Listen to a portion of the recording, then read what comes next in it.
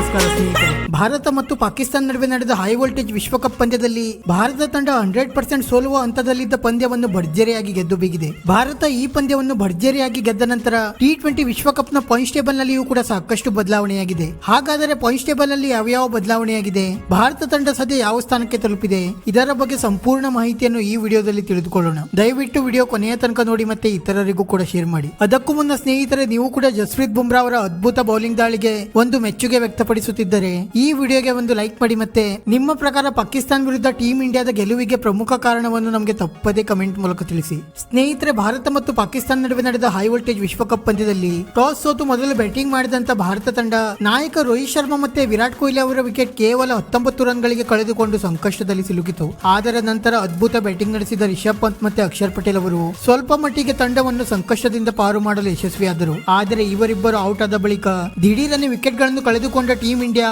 ಮತ್ತೆ ಸಂಕಷ್ಟಕ್ಕೆ ಸಿಲುಕುವ ಮೂಲಕ ಕೇವಲ 119 ರನ್ಗಳಿಗೆ ಆಲ್ಔಟ್ ಆಯಿತು. ಪಾಕಿಸ್ತಾನ ಪರ ಅದ್ಭುತ ಬೌಲಿಂಗ್ ದಾಳಿ ನಡೆಸಿದ ನಸೀಂ ಶಾ ಮತ್ತೆ ಹರೀಶ್ ರಾವ್ ಅವರು 3 ವಿಕೆಟ್ ಪಡೆದು ಮಿಂಚಿದರೆ ಮೊಹಮ್ಮದ್ ಅಮೀರ್ ಅವರು 2 ವಿಕೆಟ್ ಪಡೆದು ಮಿಂಚಿದರು.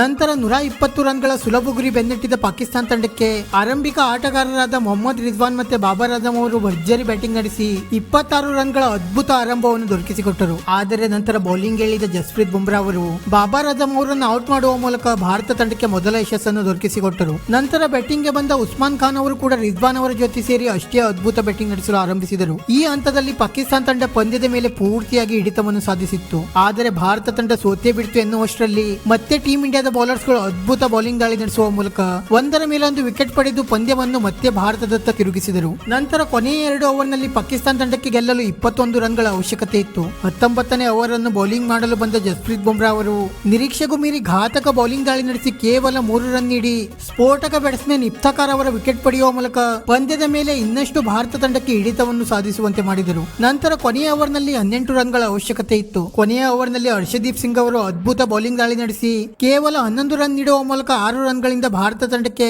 ರೋಚಕ ರೀತಿಯಲ್ಲಿ ಗೆಲುವನ್ನು ದೊರಕಿಸಿಕೊಟ್ಟರು. ಮತ್ತೆ ಭಾರತ ತಂಡ ಈ ಪಂದ್ಯವನ್ನು ರೋಚಕ ರೀತಿಯಲ್ಲಿ ಗೆದ್ದ ನಂತರ T20 ವಿಶ್ವಕಪ್ 2024ರ ಪಾಯಿಂಟ್ಸ್ ಟೇಬಲ್ ಕಡೆಗೆ ನೋಡುವುದಾದರೆ ಸದ್ಯ ಗ್ರೂಪ್ ಡಿ ನಲ್ಲಿ ಸೌತ್ ಆಫ್ರಿಕಾ ತಂಡ 2 ಪಂದ್ಯವನ್ನು ಆಡಿ 4 ಅಂಕದೊಂದಿಗೆ ಮೊದಲ ಸ್ಥಾನದಲ್ಲಿದ್ದರೆ ಬಾಂಗ್ಲಾದೇಶ ಮತ್ತೆ ನೆದರ್ಲೆಂಡ್ ತಂಡಗಳು 2 ಅಂಕದೊಂದಿಗೆ 2 ಮತ್ತೆ 3ನೇ ಸ್ಥಾನದಲ್ಲಿವೆ. ನಂತರ ನೇಪಾಳ ತಂಡ ಆಡಿದ ಮೊದಲ ಪಂದ್ಯದಲ್ಲಿ ಸೋತು 4ನೇ ಸ್ಥಾನದಲ್ಲಿದ್ದರೆ ಶ್ರೀಲಂಕಾ ತಂಡವು ಕೂಡ 2 ಪಂದ್ಯಗಳನ್ನು ಸೋತು ಪಾಯಿಂಟ್ಸ್ ಟೇಬಲ್ ನಲ್ಲಿ 5ನೇ ಸ್ಥಾನದಲ್ಲಿದೆ.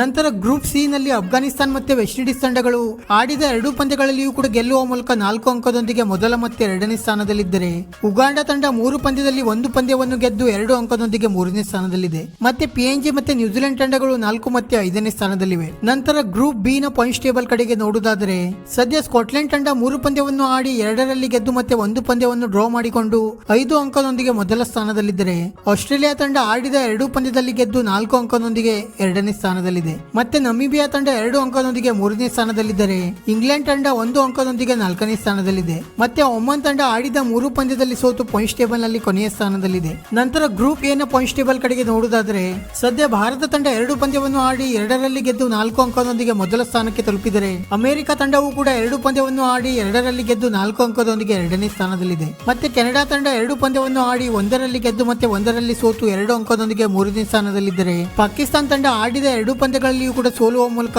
ಪಾಯಿಂಟ್ಸ್ ಟೇಬಲ್ ನಲ್ಲಿ 4ನೇ ಸ್ಥಾನದಲ್ಲಿದೆ. ಮತ್ತೆ ಐರ್ಲೆಂಡ್ ತಂಡವು ಕೂಡ 2 ಪಂದ್ಯದಲ್ಲಿ ಸೋತು ಪಾಯಿಂಟ್ಸ್ ಟೇಬಲ್ ನಲ್ಲಿ ಕೊನೆಯ ಸ್ಥಾನದಲ್ಲಿದೆ. ಮತ್ತೆ ಭಾರತ ತಂಡ ಈ ಪಂದ್ಯವನ್ನು ಗೆಲ್ಲುವುದರೊಂದಿಗೆ ಬಹುತೇಕ ಕ್ವಾರ್ಟರ್ ಫೈನಲ್ ಹಂತಕ್ಕೆ ಪ್ರವೇಶ ಪಡೆದಿದ್ದು ಅಮೆರಿಕ ಅಥವಾ ಐರ್ಲೆಂಡ್ ವಿರುದ್ಧ ಭಾರತ ತಂಡಕ್ಕೆ 1 ಪಂದ್ಯ ಅಷ್ಟೇ ಗೆಲ್ಲಬೇಕಾದ ಅವಶ್ಯಕತೆ ಇದೆ. ಆದರೆ ಅಮೆರಿಕ ತಂಡ ಆಡಿದ 2 ಪಂದ್ಯಗಳಲ್ಲಿ ಗೆದ್ದು 4 ಅಂಕದೊಂದಿಗೆ 2ನೇ ಸ್ಥಾನದಲ್ಲಿರುವುದರಿಂದ ಅಮೆರಿಕ ತಂಡ ಉಳಿದ ಭಾರತ ಮತ್ತು ಐರ್ಲೆಂಡ್ ನಡುವಿನ ಪಂದ್ಯದಲ್ಲಿ ಯಾವುದೇ 1 ಪಂದ್ಯವನ್ನು ಗೆದ್ದರೂ ಕೂಡ ಕ್ವಾರ್ಟರ್ ಫೈನಲ್ ಹಂತಕ್ಕೆ ಪ್ರವೇಶ ಪಡೆಯಲಿದೆ. ಮತ್ತೆ ಪಾಕಿಸ್ತಾನ ತಂಡಕ್ಕೆ ಕ್ವಾರ್ಟರ್ ಫೈನಲ್ ಹಂತಕ್ಕೆ ಪ್ರವೇಶ ಪಡೆಯಬೇಕಾದರೆ ಉಳಿದ 2 ಪಂದ್ಯಗಳನ್ನು ಉತ್ತಮ ರನ್ ರೇಟ್ಸ್ ನೊಂದಿಗೆ ಗೆಲ್ಲಬೇಕಾಗಿದೆ. ಮತ್ತೆ ಅಮೆರಿಕ ತಂಡ ಉಳಿದ 2 ಪಂದ್ಯಗಳನ್ನು ಸೋತರೆ ಮಾತ್ರ ಪಾಕಿಸ್ತಾನ ತಂಡಕ್ಕೆ ಕ್ವಾರ್ಟರ್ ಫೈನಲ್ ಹಂತಕ್ಕೆ ಪ್ರವೇಶ ಪಡೆಯುವ ಅವಕಾಶಗಳಿವೆ. ಆದರೆ ಸದ್ಯದ ಲೆಕ್ಕಾಚಾರದ ಪ್ರಕಾರ ಅಮೆರಿಕ ತಂಡ ಬಹುತೇಕ ಕ್ವಾರ್ಟರ್ ಫೈನಲ್ ಹಂತಕ್ಕೆ ಪ್ರವೇಶ ಪಡೆಯಬಹುದು. ಸ್ನೇಹಿತರೆ, ಇದಾಗಿತ್ತು ಸದ್ಯದ T20 ವಿಶ್ವಕಪ್ 2024ರ ಪಾಯಿಂಟ್ಸ್ ಟೇಬಲ್. ಇದೇ ರೀತಿ ಪ್ರತಿಯೊಂದು ಕ್ರಿಕೆಟ್ ಸುದ್ದಿಗಾಗಿ ಈ ವಿಡಿಯೋಗೆ ಒಂದು ಲೈಕ್ ಮಾಡಿ ಮತ್ತೆ ನಮ್ಮ ಈ ಚಾನೆಲ್ ಅನ್ನು ಸಬ್ಸ್ಕ್ರೈಬ್ ಮಾಡಲು ಮರೆಯಬೇಡಿ.